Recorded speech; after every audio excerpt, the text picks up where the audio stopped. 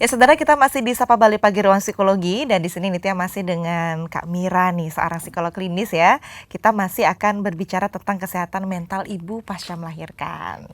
Nah, kita ada di segmen 2 nih Kak. Tadi kita di awal bahas tentang coping stress juga ya Kak ya. Kemudian kenapa sih ini kemudian menjadi topik yang penting untuk dipahami oleh semuanya.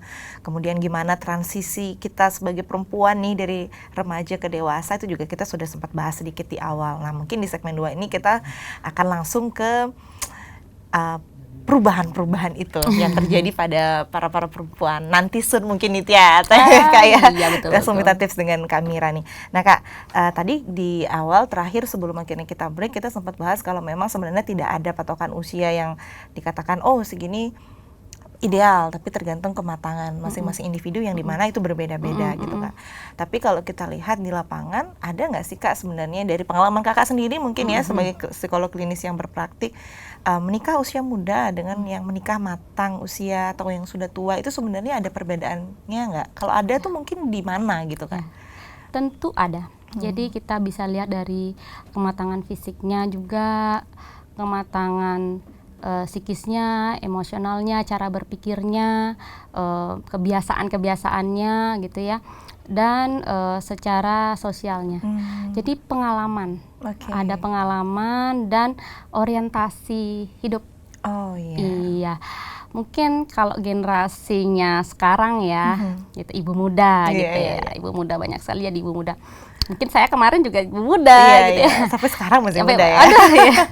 Ya, jadi ingin sekali punya orientasi menjadi seorang ibu, menjadi seorang orang tua ya, pokoknya menjadi orang tua itu sesuai dengan gimana sih standar-standar di sosial di sosialnya, standar-standar. Kalau misalnya parenting itu usia 0 sampai 12 itu harus bisa loh, misalnya sudah 12 bulan harus sudah bisa jalan loh. Jadi memang update sekali kita sama teknologi, update sekali kita masih fresh dengan apa yang kita dapatkan di masyarakat, lebih aware lah ya, lebih sadar gitu ya. Jadinya agak kaku sedikit gitu ya, jadi idealis sedikit gitu ya. Padahal mungkin orang yang di sekitar kita gitu belum tentu sama. Jadi kita bahas dulu ya, mungkin yang jadi ibu ketika muda gitu ya. Kita sepakat itu ya. Mungkin dari cara berpikir. Nah, seperti yang saya bilang tadi, secara kognitifnya ya, pengen banget punya anak, nanti punya atau keluarga, pokoknya sesuai deh sama teori ini, sesuai deh sama standar begini ya, standar gitu ya. Padahal sebenarnya tugas di lapangan itu kita harus bisa jadi di tengah-tengahnya. Gimana secara ilmiahnya, gimana secara pandangan sosialnya. Saya dulu pernah Eagle Life itu sama seorang dokter anak gitu ya. Banyak sekali komen-komen pertanyaan di komen gitu ya, gitu ya di Eagle Life itu. Aduh, gimana sih cara menghadapi mertua yang toksik. Nah, dari situ kayak gitu-gitu. Jadi padahal itu sebenarnya cuman perbedaan sudut pandang saja gitu loh. Saya sedikit cerita boleh ya? Boleh. Jadi ada seorang mertua itu bilang sebagai seorang ibu, kalau dia demam kejang kasih aja kopi gitu ya. Sedangkan dia baca, dia konsultasi tidak seperti itu gitu ya. Nah, beda sama mertuanya. Iya, jadi dari sana sudah bisa lihat perbedaan usia perkembangannya dari cara berpikirnya. Itu tidak salah, memang ada zaman dulu itu seperti itu memang betul, tapi dari sisi medis bukan kopinya langsung. Nah, itu ranahnya medis ya sebenarnya yang berbicara, tapi tugas kita itu sebenarnya mendengar aktif gitu ya, mendengar aktif. Oh iya, begitu ya Bu, kalau orang Bali kenten nggih Bu gitu ya. Tapi dijelaskan, tapi kemarin saya konsultasi ke dokter, katanya bukan kopinya. Nah, seperti itu, bukan kopinya. Jadi perbedaan nilai pendidikan generasi itu sudah kelihatan di cara berpikirnya. Iya, emosi. Kalau masih muda, fisik masih bagus ya, hormon masih berproduksi gitu ya. Pengen banget kalau misalnya kadang-kadang usia 25 belum tentu lo kayak usia 25 masih ngambekan, nggak diturutin sama suaminya.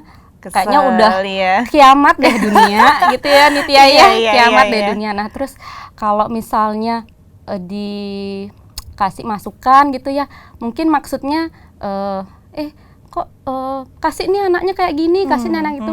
Itu sebenarnya ada yang berpikir bahwa kok kayaknya aku nggak mampu deh ngomong anak, kok terus aja terus sih dikasih tahu diintervensi gitu. Okay. Jadi mudah sekali emosi kita naik turun, apalagi pasca melahirkan.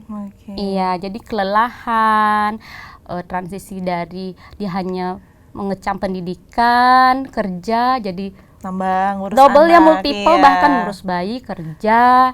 Habis itu dia juga harus bersosialisasi seperti itu. Jadi masih naik turun lah, jangankan dewasa sama dia pun masih juga gitu ya, tapi dia masih di awal-awal itu masih kerasa fluktuatifnya tingkah laku. Nah ini pengalaman cerita klien gitu ya. Ada nih klien biasanya tuh kalau memang lagi senang tuh ngemil, ngemil.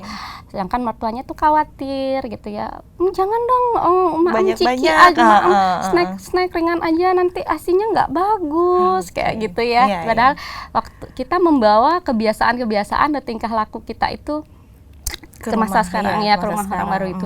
Jadinya karena tingkah laku itu kita masih berusaha nih, aduh yang dulunya aku biasa ngemil nggak ngemil, terus biasa agak lambat dikit ya pergerakannya karena tugasnya nggak banyak. Sekarang ingat ya nanti harus, kalau orang Bali ya khususnya kita di Bali gitu ya, ingat ya nanti berkunjung ke rumah ini ada menikah gitu. Terus bayinya gimana? Wah ada kebingungan. Terus gimana ngatur waktunya? Nah jadi masih kena tanda kutip gelagapan, masih gelagapan, tapi nggak semua ya. Maka dari itu dukungan dari keluarga, dukungan dari suami, orang tua, terus juga coping stresnya, coping manajemen emosinya, terus pengelolaan cara berpikir itu sangat penting gitu ya. Kalau sudah berumur, mungkin dia akan lebih banyak pengalaman, cuman akan cepat merasa lebih lelah. Lebih lelah, apalagi dia punya kayak idealisme, saya bisa kok ngatur anak. Jadi kalau misalnya nanti dengar masukan itu mungkin agak sulit, tapi nggak semua seperti itu. Jadi dinamikanya itu banyak. Ya, jadi memang bukan usia berapa puluh, bukan angka itu ya Kak ya, tapi kembali lagi ke psikologisnya, ke kesiapannya. Karena ya tadi yang sudah disebut 25 belum tentu kayak 25, bener juga ya Kak ya. Berarti memang tergantung dengan adaptasi kita gimana, coping kita gimana, dukungannya gimana. Banyak banget ternyata yang memang harus diperhatikan ya. Berarti itu bukan hal yang mudah gitu ya Kak ya. Dan memang juga harus dipelajari, perlu usaha. Nah itu untuk yang secara general nih Kak. Tapi yang paling kelihatan memang kan perubahan fisik ya Kak ya. Terutama kita pada saat masih sebelum menikah mungkin ada beberapa yang kurus-kurus gitu, kemudian setelah menikah ada perubahan fisik. Nah biasanya kalau ibu-ibu hamil itu kan identik dengan agak sensitif gitu Kak. Sebenarnya ada nggak sih Kak korelasinya perubahan fisik itu dengan emosional si ibu ini? Ya. Secara pandangan biologis ada ya, faktor hormon, perubahan ukuran fisiologis tubuh itu juga berdampak ke emosi sang ibu gitu ya. Kita berbicara konteks ilmiah. Itu nanti dari bidan, perawat, dokter spesialis kebidanan itu akan menjelaskan. Ada mungkin secara mungkin ukuran vaginanya seperti itu ya. Terus juga dinding lapisan perutnya gitu ya, rahimnya, ukuran rahimnya itu akan mengalami perubahan ukuran dan bentuk. Terus juga itu akan mempengaruhi juga kebutuhan seksualnya. Ya, jadi yang namanya sudah dewasa, konteksnya ya kita bicara sudah ilmiah ya, punya kebutuhan seksual lah anggap ya. Jadi masih baru lahiran itu kan otot-otot vaginanya masih luka gitu ya, berdarah, itu tidak bisa tersalurkan, apalagi yang mengalami seksio kaisarias SC ya, mengalami pembedahan itu ya akan pemulihannya lebih lama. Jadi dari dia mulai bisa jalan kembali, aktivitas kembali itu memerlukan waktu yang lebih lama dari yang lahiran normal. Itu pasti upayanya untuk survive itu lebih besar ya. Jadi dia akan mudah kelelahan. Terus juga kalau yang menunda kebutuhan seksual, apalagi mungkin ada kayak kecurigaan, ada rasa rendah diri dan lain sebagainya. Gitu ya Nit ya, gitu ya, ada rasa rendah diri. Nah, Jadi kesimpulannya karena perubahan bentuk dan ukuran fisiologis ibu pasca melahirkan itu selain ukuran hormon juga akan mempengaruhi emosi dari sang ibu. Oke, Tuh. belum lagi ditambah kewajibannya yang bertambah ya. Iya. Bu ya, harus menyusui lagi. Belum lagi Betul. ada sakit-sakit di bagian tertentu. Berarti Iya. memang kompleks yang membuat itu akan menjadi berpengaruh pada emosinya.